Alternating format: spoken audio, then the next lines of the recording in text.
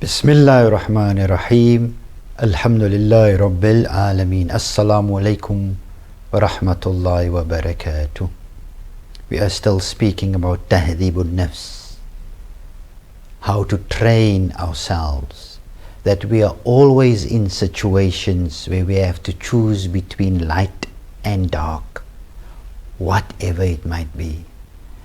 And light and darkness, it expresses itself in our daily lives, in whatever situation, where we should always be on our guard, where we should always move towards the light, move towards sublimity, and in so doing we ascend. Let us say this, that the more we become more God conscious, even your body will have to recalibrate. It must adjust. Why? Because there's a higher consciousness. There's a consciousness which is angelic and divine, and not a consciousness which is dark and evil, and that is based on, in this case which we are speaking about, aggression. We said and we mentioned about aggression and how ugly that is. Any human being, when he sees aggression, he abhors it, he dislikes it. Let us look at our masters, when our masters are saying, and one of them is Imam Ali Salamullah alayhi in Al-Kafi volume 2, where he says, in al-baghi yaqudu ashabahu ila an-nar, that indeed aggression leads its perpetrators to where? To where? To hell, hellfire.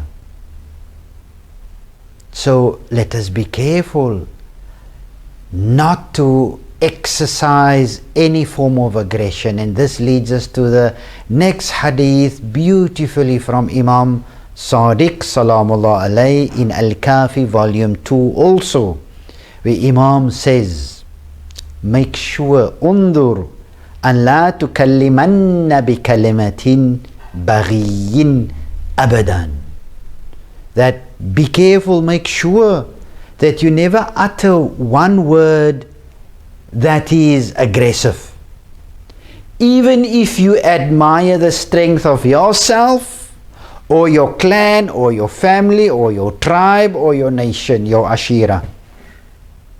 How come? Let us make it practical. We sometimes are emboldened by the group around us.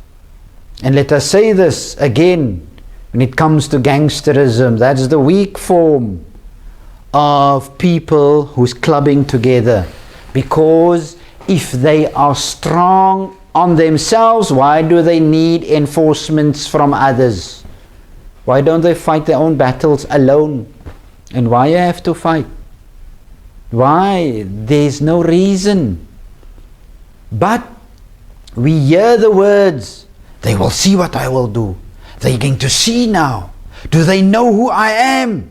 Do they know who we are? They will see. They're going to... The words, Imam Sadiq Salamullah alayhi, he says, never to speak the word or utter a word of aggression. And وَإِنْ أَعْجَبَتْكَ, and even if you are impressed by your own strength, forms of strength which we have, which might be money, which might be possessions, which might be a group which you have assembled, and they are now emboldening you, they are now inflating your chest, and you can exert power over others. Imam Sadiq says, beautifully, the sha'r, there is a saying in Arabic, in da'atka kudratuka ala kahri nas, if it ever occurred to you that you should use your power, your energy, ala kahri nas, to subdue others, fatadhakkar kudratallah alayk, then remember and remind yourself of the power of Allah against you. That's it.